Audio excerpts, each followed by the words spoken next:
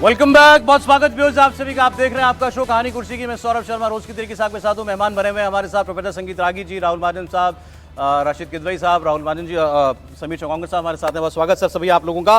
देखिए, आज हमने दावों की बात की, अमित शाह जी बता रहे हैं कहाँ हम घट रहे हैं, बढ़ रहे हैं। कांग्रेस पार्टी का भी एक रिएक्शन आया। जयराम रमेश ने एक प्रेस कॉन्फ्रेंस करके बताया कि देखिए सरकार बनेगी हमारी, बाकी बातें फिजूल।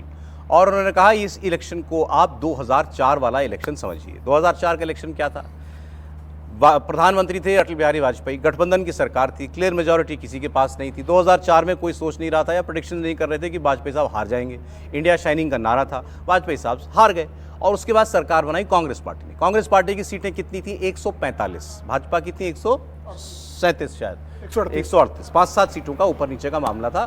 कांग्रेस पार्टी ने गठबंधन की सरकार बनाई, जिसको आप जानते हैं मनमोहन सिंह की पहली सरकार के तौर पर यूपीए 1। जयराम रमेश कह रहे हैं वही परिस्थिति है। वो इसलिए कि Bharatiya Janata party max out हो चुकी है, जहां जितना जा सकती थी जा चुकी है, अब उसे नीचे ही आना है। और इतना नीचे आ जाएगी कि वो अपने सहयोगियों के साथ, मतलब एनडीए के साथियों के साथ भी सरकार ना बना पाए। ये आज की तारीख में जितनी प्रेडिक्शंस हो रही हैं, शायद आपको इसकी कल्पना करने में दिक्कत हो, लेकिन इतिहास बता चुका है हमें, गठबंधन की सरकारें ऐसी ही होती हैं। तो आगे आप एक बार आप जयराम रमेश साहब का दावा सुनिएगा। वो बता रहे हैं हमारा प्रधानमंत्री हम कब चुन लेंगे, चुन के आपको बता देंगे, और वो बता रहे हैं कि हमारी सरकार बनेगी तो कैसी होगी। We will make handsome gains in Rajasthan. We will make handsome gains in Karnataka. We will make handsome gains in Telangana. We will make handsome gains in Maharashtra. We will improve our position in Chhattisgarh. We will improve our position in Madhya Pradesh. And we will certainly improve our position in Assam. So in totality, I think we are headed towards a 2004 type of a situation, 20 saal baad. But all I'm saying is we will get a clear and decisive majority. Now, clear is 273 is clear, but it's not decisive. When I say clear and decisive, it means well above 272. In UP, I mean, I didn't include UP because UP were fighting in alliance. I was talking of the states where the Congress is fighting singly, although Maharashtra also we are in an alliance. But yes, in UP, BJP cannot improve on its 2019 tally of 63. I think they were 62 or 63. 62 if I you corrected me. Excuse me, it was 62. They're not going to improve on 62. They're not going to improve on 38 in Bihar. It's impossible. They're not going to improve on 18 in West Bengal. That's impossible. In 2004, the results came out on the 13th of May 2004. The UPA was formed on the 16th of May 2004, and Dr. Manmohan Singh's name as Prime Minister was floated on the 17th of May 2004. So it took less than 3 days for Dr. Manmohan Singh's name to emerge. Although everybody knew it was going to be Dr. Manmohan Singh after Mrs. Gandhi had made her intentions very clear of not accepting the Prime Minister's post, a great sacrifice on her part. But this time, I don't think it will take even 48 hours. Within a few hours, the leader of the Jan Bandhan, and it stands to reason that the party that gets the maximum seats in the Jan Bandhan will be a natural claimant for the leadership of the Jan Bandhan. देखिए, अब जनाब कांग्रेस ने गठबंधन को अब जनबंधन बना दिया कि ये जनबंधन होगा, इसमें इंडिया वाले भी आ जाएंगे, हम देखेंगे कौन ईमानदार है, उसको हम अपने गठबंधन में ले लेंगे। वो कह रहे हैं कि 2004 की तरीके से गठबंधन सरकार बनेगी। उन्होंने इस्तेमाल किया, हिंदी वो कम बोलते हैं, 20 साल बाद। 20 साल बाद एक पिक्चर भी थी।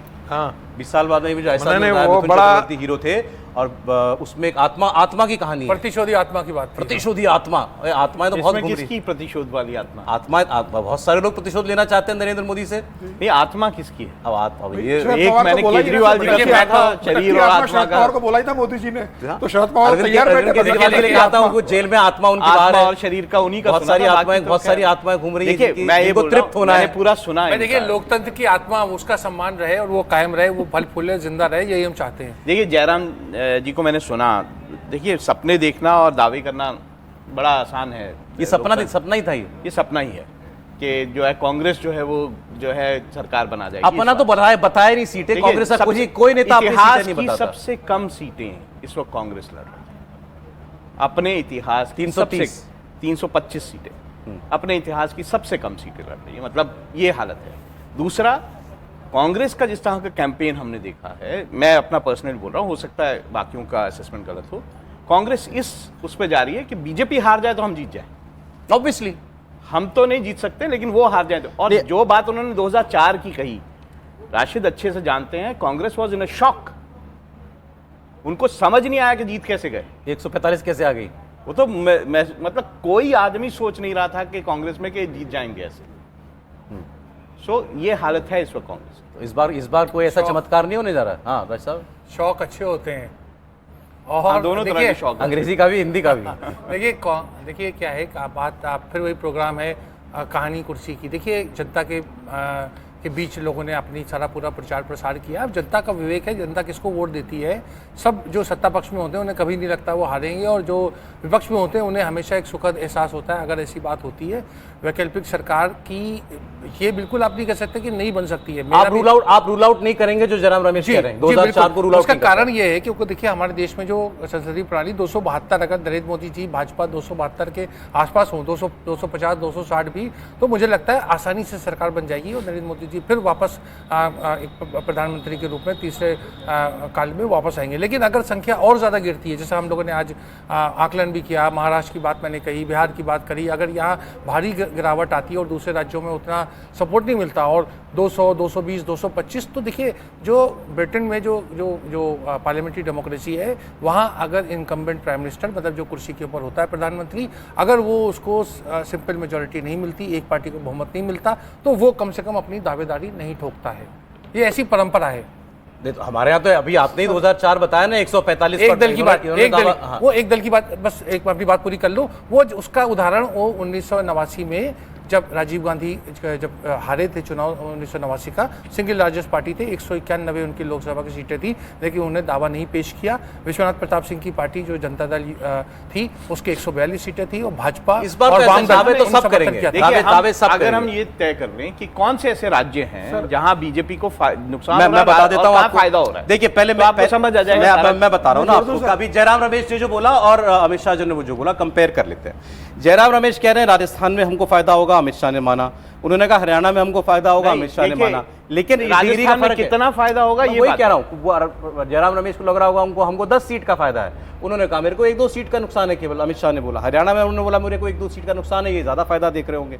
फिर उन्होंने कहा कर्नाटक के बारे में अमित शाह ने कोई नंबर नहीं दिया, लेकिन उन्होंने कहा कि कर्नाटक को लेकर आप निश्चिंत रहिए, नंबर उन्होंने नहीं दिया था। मैं ये कह रहा हूं मध्य प्रदेश में जयराम रमेश ने कहा तेलंगाना कांग्रेस कह रही है हम बहुत बढ़ेंगे, जहां पर उन्होंने भी सरकार बनाई है। लेकिन तेलंगाना में अमित शाह कह रहे हैं, उनका नंबर दिया उन्होंने 10, 17 में से 10 सीटें हम जीतने जा रहे हैं, जो पिछली बार 4 थी। उड़ीसा को लेकर के उन्होंने कहा, उड़ीसा में भी उन्होंने कहा कि हम लोग 15 से 17 सीटें जीत रहे हैं, 21 में से 15 से 17। अब ये तो बहुत बड़ी छलांग होगी, 8 सीटें पिछली बार थी। बंगाल को लेकर अमित शाह कह रहे हैं 25 से 30, बिल्कुल 18 से बढ़ के 25 से 30, मतलब 10 सीटों का फायदा वो बता रहे हैं कि हो जाएगा। ये बिलीवेबल है, बिल्कुल, इसमें कोई दो राय नहीं। देखिए जयराम रमेश कह रहे हैं राजस्थान में हम बढ़ेंगे, जहां 2 बार से खाता नहीं खुल रहा है, 2014 और 2019 से आप एक सीट नहीं जीत पा रहे हो, वहां कह रहे हो हम बढ़ जाएंगे। आप मध्य प्रदेश का जिक्र कर रहे हो, जहां आप 2 चुनाव से सिर्फ 1 सीट जीत रहे हो, ज्योतिरादित्य सिंधिया जीते थे, पिछली बार हार गए, वहां आप कह रहे हो। छत्तीसगढ़ में आप 1 सीट जीत रहे हो, आप कह रहे हो वहां पे बढ़ने वाले हैं। सर पुरानी कहानी थोड़ी याद करता है। कांग्रेस की समस्या ये है कि कांग्रेस राहुल गांधी से और 2004 की राजनीति से बाहर नहीं निकल पा रहे। 2014 की राजनीति को वो 2004 की से तुलना कर रहे हैं। देश हाल में देश की राजनीति, चुनाव लड़ने का तरीका, प्रधानमंत्री मोदी की लोकप्रियता, आज स्थिति में और क्या देश के अंदर कोई ऐसा एंटी मोदी या एंटी बीजेपी कोई बहुत सुनामी चल रहा है? प्रधानमंत्री मोदी ने क्या ऐसा कोई काम कर दिया है कि प्रधानमंत्री मोदी के खिलाफ बहुत बड़ा जमीनी स्तर पर कमेंट चल रहा है, या विपक्ष ने कोई ऐसा बड़ा सेंटीमेंट खड़ा कर दिया कि पूरा विपक्ष की कांग्रेस के फेवर में हवा चल रही है? एक कारण तो बता दे जयराम रमेश कि ये बड़ा एक सेंटीमेंट है जो भारतीय जनता पार्टी के खिलाफ जा रहा है, और जो पार्टी 2019 में 330 सीटें जीती थी। उनको लगता है कि हर राज्य के अंदर अपना अलग सेंटीमेंट और अपनी अलग लड़ाई है। हर राज्य में विपक्ष का एक बड़ा नेता है, वो टक्कर दे रहा है भाजपा को। तो ये तो हमेशा था, 2014 में था क्या? 2019 में भी यही नेता थे, 2014 में भी यही नेता थे, तब नेता टक्कर दे पाए क्या? मुझे लग रहा है उसके बाद से राजनीति बहुत बदली है, और अब तो भारतीय जनता पार्टी 303 के बाद 370 की बात कर रही है। कांग्रेस के सामने तो अभी स्थिति है कि वो अगर विपक्ष का नेता का पद ले ले तो मुझे लग रहा है बहुत बड़ा अचीवमेंट होगा। सरकार बात बनाने की दौर है। विपक्ष के पद की नहीं, वो बात कर रहे हैं प्रधानमंत्री। उन्होंने कहा हमने 2004 में 3 दिन में मनमोहन सिंह का नाम अनाउंस कर दिया था, अब 48 घंटे में हम अपना प्रधानमंत्री। 3 विधानसभा के चुनाव हुए थे, मध्य प्रदेश, राजस्थान, छत्तीसगढ़ का क्या हुआ वहां पर? 5 हुए। जहां कह रहे थे, बड़े प्रदेशों की बात कर रहा हूं मैं, कि जहां बड़े प्रदेश के चुनाव की बात हुई थी, जहां कह रहे थे कि राजस्थान में अशोक अच्छा, गहलोत रिपीट करेंगे, रागी जी, क्या आपने पूरी बात सुनी। छत्तीसगढ़ के अंदर चाहे इतनी मजबूत पूरी थे बात भूपेश आपने बघेल, सुन ली वो जयराम सत्ता रमेश के हाथ साहब से चली की। गई। उन्होंने कहा यूपी में कैसे बढ़ जाएंगे, बिहार में कैसे बढ़ जाएंगे, बंगाल में इम्पॉसिबल शब्द उन्होंने इस्तेमाल किया बीजेपी के लिए। देखिए, लूटे पीटे राजवाड़े के बेटे जो है ना, हमेशा अपने पुरखों को याद करते हैं। बाप दादे हमारे ऐसे थे, हमारे बाप दादे चांदी के थाल में खाते थे, सोने के गिलास में पानी पीते थे, लेकिन वो थे तब थे। उस समय भारतीय जनता पार्टी का उत्तर प्रदेश में मतों का प्रतिशत जो है वो 23% था। आज भारतीय जनता पार्टी लगभग 50% पर आकर के खड़ी है। उस समय भी राष्ट्रीय कांग्रेस जो है मात्र 31 सीटें बढ़ा पाई थी, 31 सीटें, और भारतीय जनता पार्टी पूरा साफ हो गई थी उत्तर प्रदेश में। भारतीय जनता पार्टी गुजरात में हाफ पे आ गई थी, राजस्थान उसने ठीक नहीं किया था। कई ऐसे राज्य थे जहां का पूरा बिहार में भारतीय जनता पार्टी उतना थी ही नहीं। ये जो सपना है, कई बार सपने देखने के लिए हर पार्टी स्वतंत्र है, लेकिन किसी भी कोने से आप बात करेंगे, मैं ये नहीं कह रहा हूं कि मैं हो सकता है कि मैं थोड़ा इंक्लिनेशन मेरा भारतीय जनता पार्टी के लिए है, इसलिए मैं बोल रहा हूं। यदि आप कोई भी पैमाना ले लेंगे तो कहीं से भी भारतीय जनता पार्टी 2004 वाली स्थिति में नहीं खड़ी है।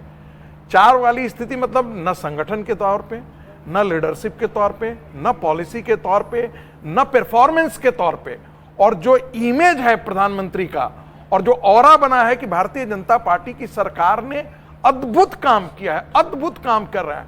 मैं कह रहा हूं तो कि रेलवे का इलेक्ट्रिफिकेशन 5000 किलोमीटर था, ठीक है। आज 33,000 किलोमीटर 10 साल में रेलवे का आप इलेक्ट्रिफिकेशन। कोई पॉसिबिलिटी नहीं देखते। कोई दूर दूर तक कांग्रेस पार्टी यदि नाक भी रगड़ ले उसमें परफॉर्म करने वाला मुझे सर ऐसी स्थिति में मुझे नहीं लगता है कि ये मतलब दूर की कौड़ी है, ये असंभव है। असंभव। अच्छा, मुझे ये बताइए, मिनिमम भाजपा कितना जाए तब जाकर के ऑपोजिशन का चांस बनता है कि भाई 200, 220 यहां पर अगर रोक लिया बीजेपी को तब जाकर के ऑपोजिशन का चांस है कितना? जी बिल्कुल, आपने बिल्कुल सही कहा। 220, 225 का एक संख्या ऐसी होती है जहां उन्हें एक सिंपल मेजॉरिटी भी पाने के लिए, बहुमत पाने के लिए बहुत लंबा मतलब 50 सीट का एक गैप होगा। उस स्थिति में मुझे लगता है कि वैकल्पिक सरकार की संभावना बनती है।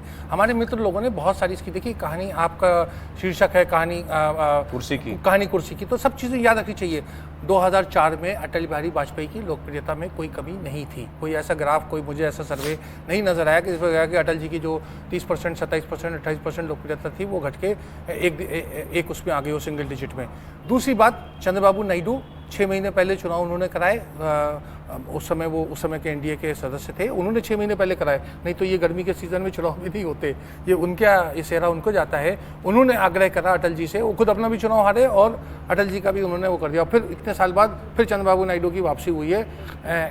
आपका nothing is impossible. Nothing is impossible. देखिए, जनता के बारे में मैं ये नहीं कह रहा, मैं ये भी देखिए जनता के विवेक में थोड़ा धीरज रखना चाहिए, संयम रखना चाहिए, इंतजार करें।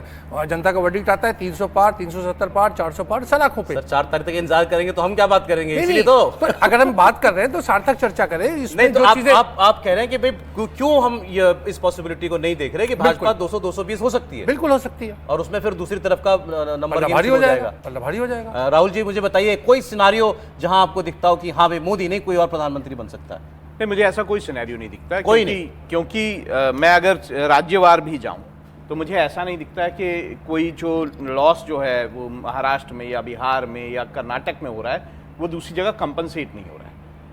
वहीं पे आप उड़ीसा में उसको कंपनसेशन देखेंगे, आप उसको पश्चिम बंगाल में कंपनसेशन देखेंगे, आप उसको तेलंगाना में कंपनसेशन देखेंगे, आप साउथ के स्टेट 272 मेजॉरिटी मार्क के नीचे भाजपा नहीं आ रही किसी सेंस में? बिल्कुल नहीं आ रही है, और मैं 272 क्या, मैं ये मानता हूं कि भाजपा 300 के आसपास जाएगी। ओके, मैं पहले से बोल रहा हूं आपको, और ये उसका कारण है क्योंकि भाजपा के खिलाफ अगर आप प्रदेश के स्तर पे भी जाएंगे तो ऐसा कोई प्रदेश में भी आपको ऐसा नहीं लगेगा कि इनके खिलाफ कोई हवा है।